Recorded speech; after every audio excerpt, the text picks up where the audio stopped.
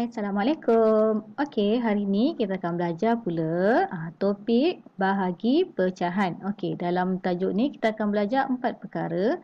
Yang pertama, kita akan belajar pecahan wajar bahagi dengan nombor bulat. Yang kedua, pecahan wajar bahagi dengan pecahan wajar. Yang ketiga, nombor bercampur bahagi dengan nombor bulat. Nombor bercampur bahagi dengan pecahan wajar.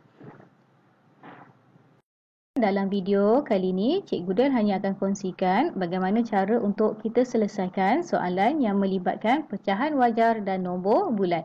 Untuk tajuk yang lain, Cikgu Del akan kongsikan dalam video yang akan datang. Okey, jom kita tengok contoh yang pertama. Okey, contoh yang pertama, 9 per 10 bahagi dengan 3. Okey, 9 per 10 ialah pecahan wajar dan 3 ialah nombor bulat. Okey, dekat sini Cikgu Del ada bagi langkah pengiraan. Okey, step yang pertama, kita kena jadikan nombor bulat itu kepada pecahan. Okey, macam mana kita nak tukarkan 3 ni jadi pecahan? Senang aja. Okey, mula sekali kita tulis dulu. Yang tak berubah tu 9 per 10. 9 per 10. Okey, kemudian bahagi pun sama. Okey, 3 tu kita cuma perlu letakkan dia per 1 sahaja. Jadilah dia pecahan. Okey, mudah kan? Okey, langkah yang kedua, kita songsangkan bahagi ni jadi darab dan pecahan yang dekat belakang ni pun kita kena songsangkan dia. Okey.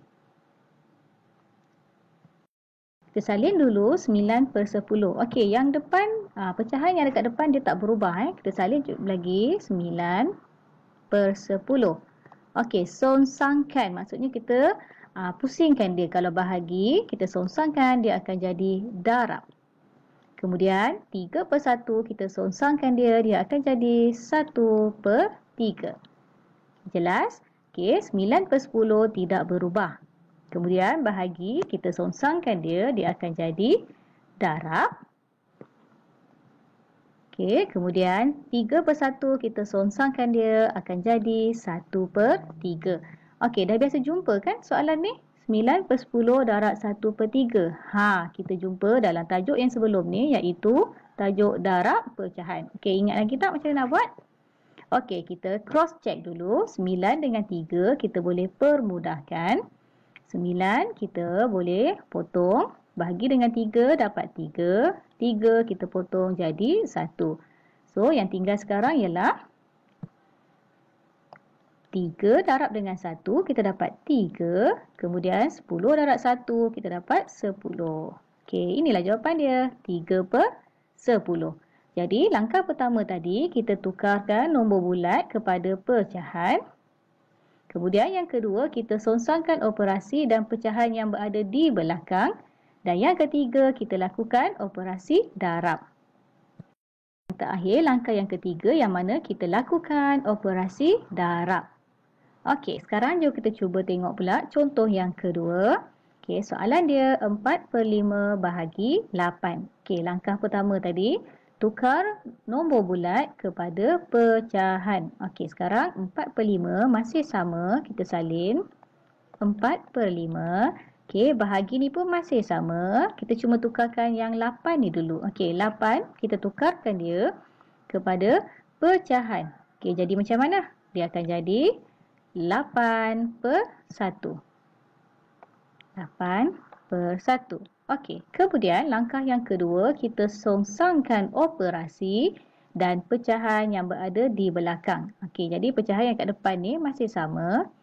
4 per 5, kita songsangkan bahagi, dia akan jadi darab. Okey, 8 per 1, kita songsangkan, dia akan jadi 1 per 8. Okey, dan langkah yang ketiga, kita lakukan operasi darab. Okey, mudah kan? Okey, macam mana kita nak lakukan operasi darab? Sebelum tu kita cross check dulu. Okey, 4 dengan 8 boleh dipermudahkan. Kita boleh bahagi dengan sifir 4. 4 bahagi dengan 4, kita akan dapat 1. 8 bahagi dengan 4, kita akan dapat 2. So, yang tinggal sekarang ialah 1 darab dengan 1, kita akan dapat 1 per dengan 5 darab 2, 10. Jadi, jawapan dia 1 per 10. Mudah kan? Okey, last cikgu tunjuk contoh yang ketiga.